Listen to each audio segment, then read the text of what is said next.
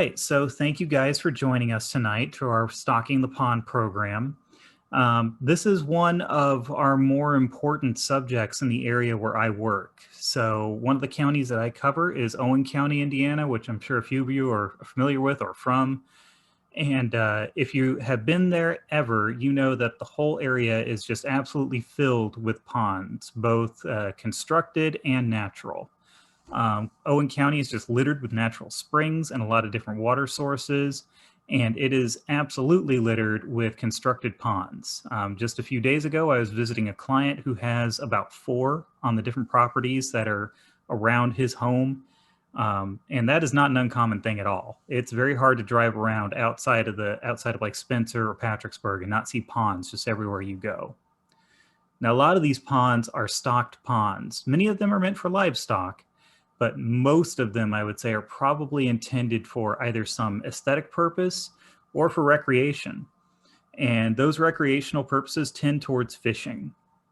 Now, I don't know how familiar you guys are with it, but when I was growing up, I actually lived on Lake Schaefer up north in Monticello, and I regularly fished with my grandfather off of a pier into Lake Schaefer. And the fish that we primarily focused on is the one you're seeing in front of you right now. It's a little bit discolored, probably due to some water stress, but that is a bluegill. And these guys throughout Indiana, they're well known as great sport fish. I grew up learning how to catch these things out of the water, debone them, and just fry them right up. I mean, it's hard to meet somebody who hasn't had this experience.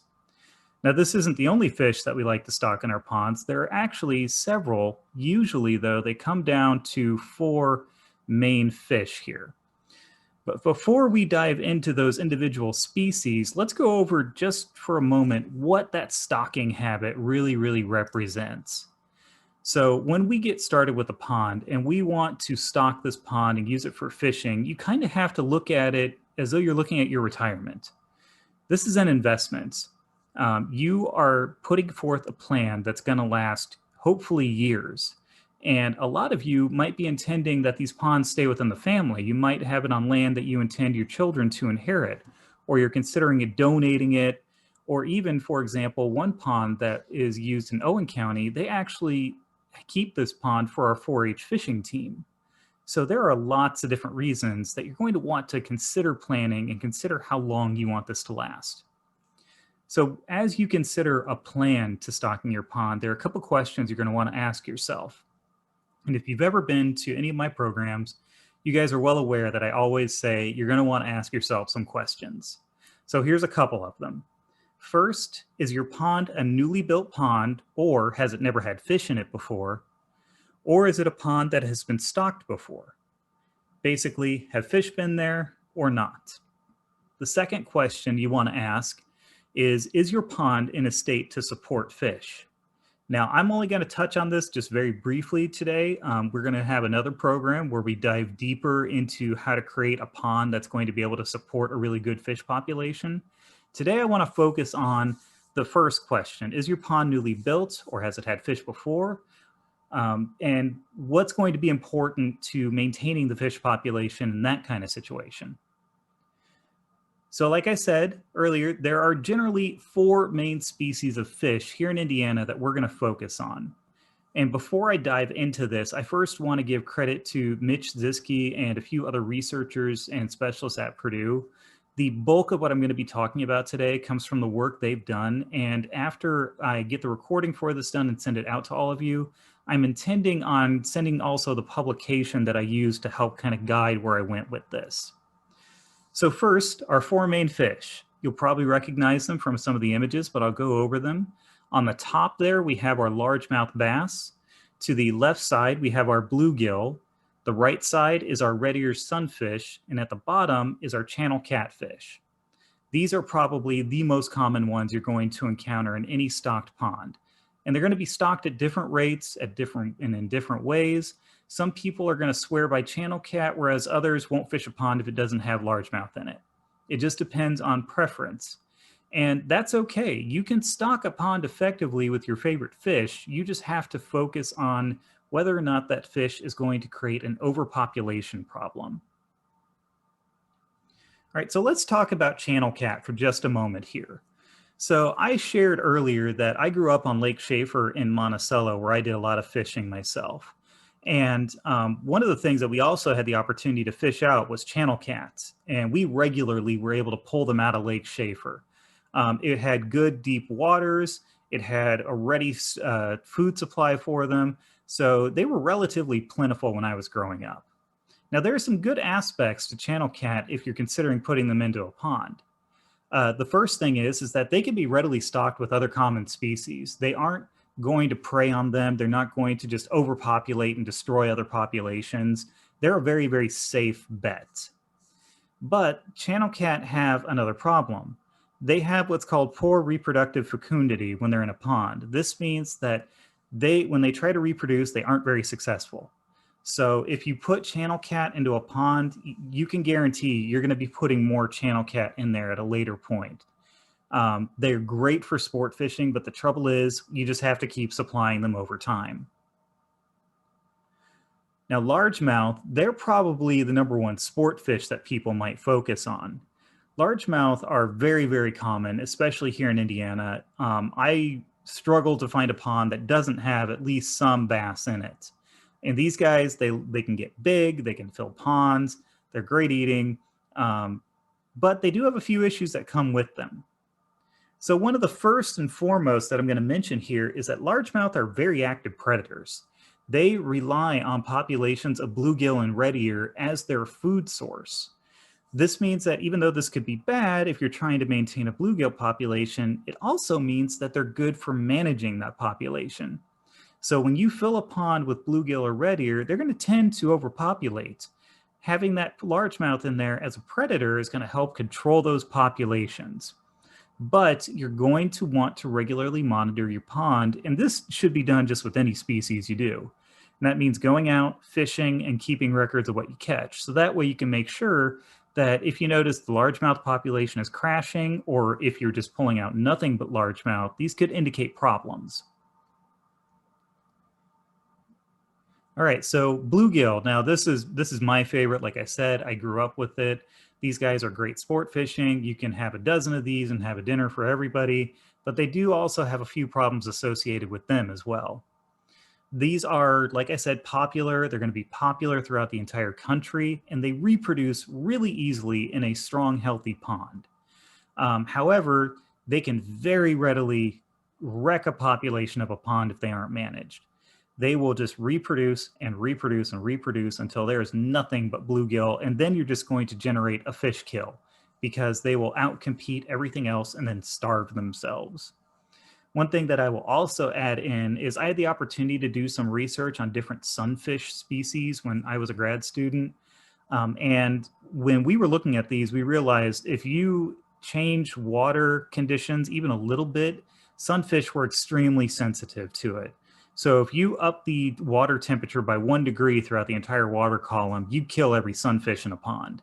So that means that if you have a pond that's not maintaining a stable environmental condition, you could be generating fish kills, unfortunately. So you're going to want to monitor things, not only the fish themselves, but also the water temperature, check if the water's going green for any reason, and things along those lines. This is also going to hold fairly true for our red ear sunfish. They're a part of the same family. They share the same conditions. And I'm going to show you something later that's going to kind of demonstrate that red ear and bluegill occupy the same kind of ecological niche within your pond. Now, red ear, like I said, they're great to stock with bluegill. They can share the same space. They don't even go after the same food. So bluegill are going to be probably insectivorous. They're going to go after bugs and other things in the water, whereas our red ear sunfish, these are bottom feeders. So they're great because they're going to eat snails and other things, which means that your parasite population is going to get reduced in the water. So that's a great benefit because one of the things that I've noticed working with a few fishermen in my area, they'll regularly bring in fish to me that have been parasitized. And they're wondering what's going on here. Why do I see these? This fish can help manage a lot of those parasites. They can keep those populations down so that way you don't have to worry about it in your own fish populations. They also make really, really good forage for your largemouth, just like the bluegill. They're going to form a part of that really vital food chain that your largemouth are going to rely on. And of course, when it comes to channel catfish, they're not going to be competing with each other. They're going to be just fine together. Okay, so I mentioned earlier that there are I mentioned earlier that there were a couple questions that you wanted to ask yourself. And I talked about a pond that has never had fish and a pond that has. Well, this kind of creates two approaches to stocking a pond. That first approach is going to be stocking a pond that has never had fish in it before, and that's the one that we're going to go over first. So as we answer those questions, we have to look at them in two different ways. If you have a new or recently renovated pond, we're treating that as a pond that's never had fish before, which means that we are looking at a situation where it's going to be, are we introducing fish or are we supplementing fish? Because a pond that has already had fish and has a living population, we're going to be doing supplementation. Whereas this new or renovated pond, we're first introducing them. Now, the key thing that we're going to focus on with either of these is the best management, the best control that you can do is to try to control the competition to avoid overpopulation. That is the number one problem that people experience with fish management in ponds. Overpopulation is typically what is going to generate a fish kill, or it's going to create a kind of ecological imbalance that's going to ruin a portion of your population. All right, so first, a new or renovated pond. Now I'm showing you this pond right here. This is an example out of Florida from their extension service of a pond that's about to be renovated because it's got some unfortunate things going on with sediment. It's going green. There's algae you can see developing. So this is going to be a start over point. Let's say we just cleaned this pond up, we got it to a good condition, and now we want to stock it with some fish. So the best start to getting fish going is we're not going to throw in adults. We're going to throw in fingerlings. We're going to be looking at fingerlings that have a certain length based on the species. With bluegill, it might be 1 to 2 inches. With largemouth, it might be 2 to 4. And we want to raise them all together, both predator and prey. That way, these fish are going to have time to adapt to each other. And that's really important. Adaptation is extremely important when it comes to managing fish. Fish don't take shock very well at all. And if you've ever worked with fish at all, you'll notice they'll readily turn colors when they get stressed. They'll turn all sorts of colors. We're trying to avoid this. We want to make sure that they have the stress worked out of their systems. So what we're going to do is we're going to put them in there as young. We're going to give them that time to develop and adapt to each other's populations and get that ecosystem rolling. So that way you'll have a healthy population running.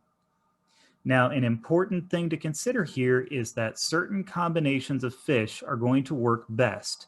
And I'm also going to add to that some of those combinations have particular numbers by surface acre in a pond. And I'm going to show you some of that information on numbers in just a little bit here.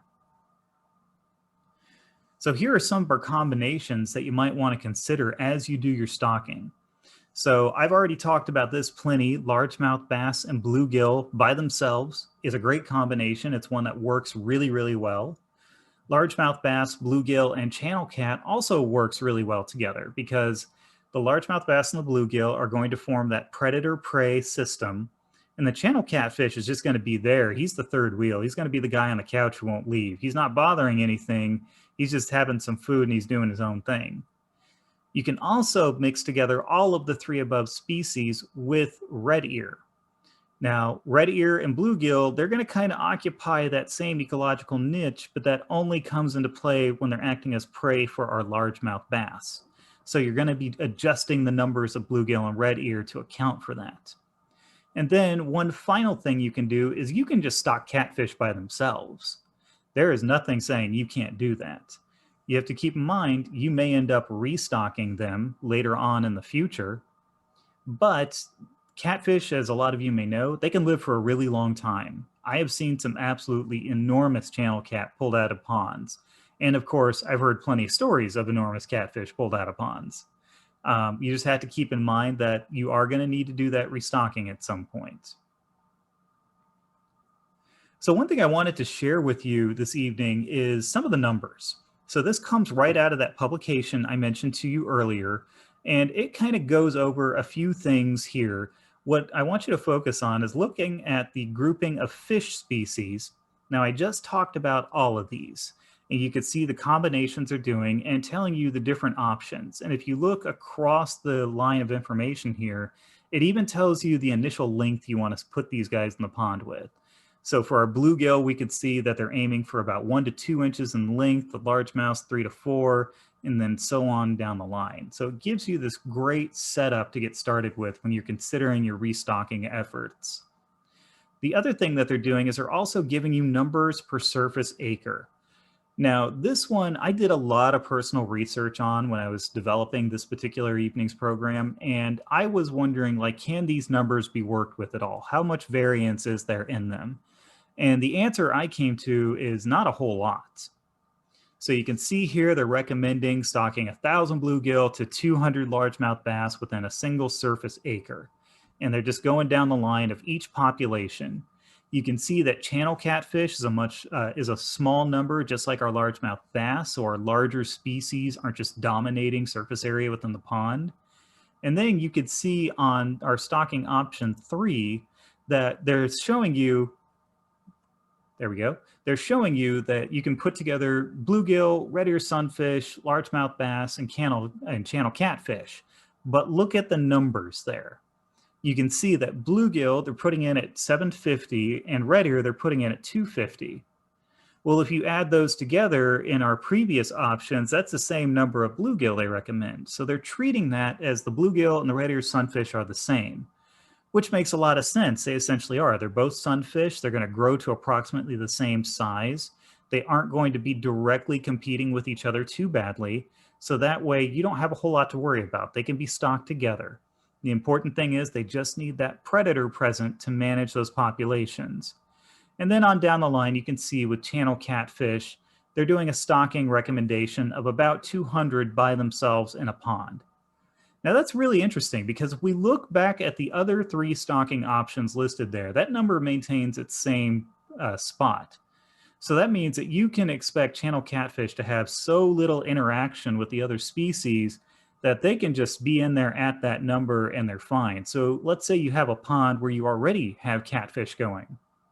That probably means that you can just go ahead and stock with the additional fish that you're interested in. The channel catfish, they won't be bothered by it. The only thing you have to be concerned about is the fact that eventually you're going to need to restock the channel cat.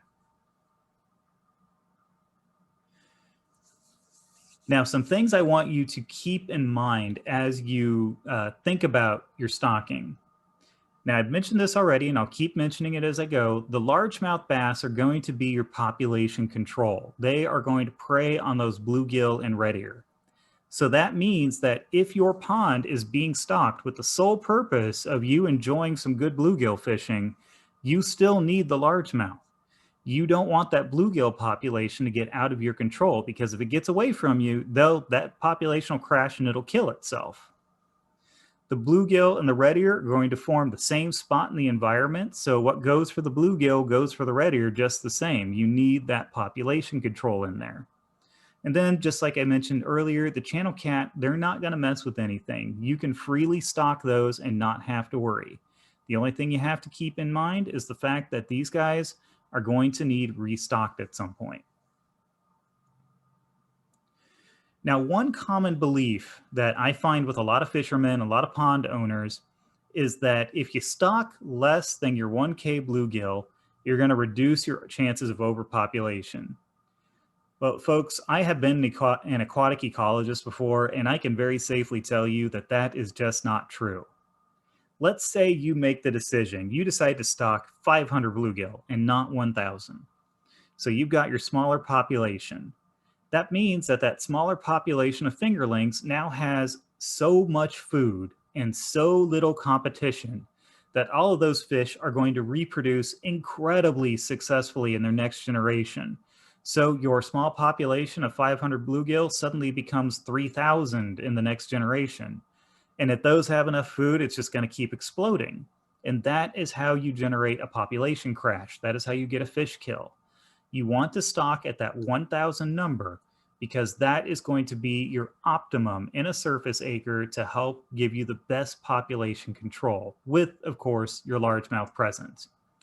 If you suddenly see a spike in your bluegill population as you fish your ponds, you need to take a close look at that. If you suddenly start pulling out twice or three times the number of bluegill than what you used to, and you're only getting so many largemouth and that number is not going up, then you may have a problem there. That's a sign that competition is going in favor of the bluegill, and that means a population crash is on its way. All right, so let's talk about managing existing populations. I don't have a whole lot to say on this one because it is actually really straightforward. This just comes down to monitoring and population control, because most of the time, you don't need to stock a pond that already has an existing fish population, even if that population is low or it's doing something unusual. What you need to do is you need to figure out first what's going on there. And I know a lot of you have heard me say this before in other problems. You need to assess your problem first. You need to get the data, get the information so you can make the decision. And the best way to do that is to go fishing. Take your time, get your boat out, go out to the pier, whatever you want to do, grab your pole and just go fishing. And then as you fish throughout your season, start keeping records. Check your numbers of what's going on. So for example, if I go out and I fish a whole bunch and I find that I'm getting 10 times the number of bluegill than I do largemouth or red ear in a pond that's stocked with them, that's telling me that those bluegill are growing out of control. And what I need to do is I need to try to remove some of that population. So that means that I'm going to keep going out there. I'm going to keep fishing the bluegill out, not throwing anything back. And I'm going to monitor and check to see, like, are they forming nests at the right time of year? How many nests am I seeing? Am I starting to pull largemouth out? If I do pull a largemouth out, I'm going to throw it right back because I want that population control in place. And if you keep doing that, you can get your population to recover. And this counts for anything. The only time that this isn't going to be a potential solution is when we talk about our channel cat, because they reproduce really poorly. So they're going to need to be restocked. Now let's use another example. Let's say you're pulling nothing but largemouth out, which some people would say, hey, that's a great problem to have. But if you think about it, it's not, because those bluegill and those red ear, that's the food that the largemouth are eating. So if all of a sudden you're pulling nothing but largemouth bass out of your pond, what do you think is going on? It means that your bluegill are gone, or at least their population's really low. And that means that that largemouth that you're enjoying are about to disappear because their population will crash from no food. So those are moments where you need to start fishing out the largemouth to get them to come out and take the pressure off of their prey population so they can redevelop and then balance out in the pond again. All right, so I said I was going to talk a little bit about this. Again, I'm going to go over this more in depth in another program, but I at least want to touch on this one because what I want you guys to do is this is the absolute perfect time of the year for a pond to go wrong. We are experiencing nice warm temperatures right now. It's a little warmer than what it should be, I'd say. It's also, we've got a little bit of dry conditions, but we are getting some rains that are causing influxes of water and runoff into ponds. So you could see pond conditions that could shift very, very quickly. The other thing going on right now is that planting is happening. And even the best farmer in the world is going to have a little bit of nitrogenous runoff. It's just part of the business. It happens. So that nitrogenous runoff might end up in your pond and you could get algal blooms. So what I want to talk about is the best conditions that you can have to have a fish survive successfully in the water. All right, so let's consider here 3 environmental factors that a fish is going to want. The first one's going to be, of course, food. What are they going to eat? The second one is shelter. And the third one is dissolved oxygen content. That is going to be probably the most critical aspect for a fish to be able to survive in water, let alone thrive. So let's go over food first and just go through all these. So with food, that means that we are going to be looking for, is this pond supporting an insect population? Because those insects form food for our bluegill and other fish that might be in there. Plants and algae, which are also going to act as food for herbivorous fish, and then other fish or planktonic life for are predators that are going to be surviving on that. Another thing that I want you guys to think about is shelter. I get calls from a lot of you all the time about plants developing in your pond. Well, I've got some news for you. Some of those plants are a really good thing to have. A lot of them are going to form shelter, and they're going to do a lot of different things for your fish so that way they can survive. It's when the plants take off too far is when the problem happens. If you could walk across your pond without setting foot in water, that's when you have a problem. The other thing that I consider a part of shelter is the temperature of the water, especially for our sunfish. They're very sensitive to shifts in temperature, so you want to make sure that that temperature stays steady. Things that are going to shift it are going to be periods of time where we have extremely cold temperatures for the time of year, or if there's a flooding event, because floodwaters will often shift the temperature of water in different directions. Turbidity is going to be how much sediment is sitting in the water column. Ideally, you don't want too much. Some is just going to happen. That's just life owning a pond, but you don't want super clear water. But if you can't see very well to the bottom of the shallow areas of your pond, that means you may have a turbidity issue. There's too much sediment. The last thing, of course, to consider is our dissolved oxygen. That's going to be what our fish, our insects, and our plants in the water need to survive. So that's your entire food chain right there that's relying on this. And of course, are there any other chemicals going into your water? Is there anything else there that's going to be creating a situation that could be bad for our fish, whether it's too much nitrogen causing an algal bloom, or if it's something else at work that you're just not sure on? And that's a moment where you may want to get your water tested. Okay, I just wanted to go over very briefly a few other fish species to consider, but these are the fish species that I would say you probably want to avoid stocking. Two popular sport fish that we often see people talking about is going to be our crappie and our yellow perch. These are not the most ideal because they don't function very well in a stocked pond situation. They're going to be in direct competition with other predators, and they're going to be consuming your prey populations a little too rapidly. So I would say while these guys look great on a dinner plate or on this, on your wall, I would hold off stocking them. I would consider other areas to fish these if you're determined to have crappie or yellow perch. I would also throw in there that there are some fish that you might add for vegetative control, like tilapia or grass carp. That is going to be a discussion that I would rather have in person based on a given situation. Tilapia can make a great food fish. They can also manage plants a little bit. Grass carp, I'll say right now, please don't use them. They will eliminate plants out of your pond if you have that problem, but a lot of reason people get them is because they want to try to eliminate algae. Grass carp do not eat algae. They will only eat actual aquatic plants. Algae are not a part of that group. Grass carp are also invasive. I cannot tell you the number of times I've been out to a waterway and I've seen grass carp that escaped a situation. And they can outcompete other fish. They can cause huge problems. Now, if you're determined to have them, I can actually put you in contact with an extension educator who knows ways of actually cooking grass carp, or Asian carp, I should say. And it's actually a pretty good recipe. I had the opportunity once to try it myself, and it's surprisingly good. But I will say, if you can help it, don't use grass carp. Spare the environment that issue. Don't take the risk. Everybody will be just happier for it. All right, I kind of went over this one a little bit. The crappie and the yellow perch, they are going to have a higher rate of reproduction, which also adds to their population concern. So they're going to cause this issue. One way you know that they're causing this issue is because you'll begin to see stunting in your other species. So this is one of those reasons why I just wanted to avoid crappie and yellow perch myself. They're just not a good combination. But just to kind of summarize things, a lot of stocking a pond is just managing that ratio. And this is where crappie and yellow perch just don't work within that ratio of managing a good population. You're going to want to focus on the key things that you saw earlier with some of the numbers I posted up there based on the surface acres in your pond and how much fit within a given surface acre.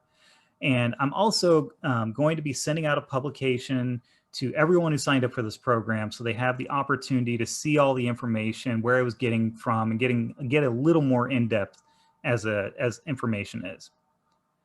All right, guys. So that is what I had for you this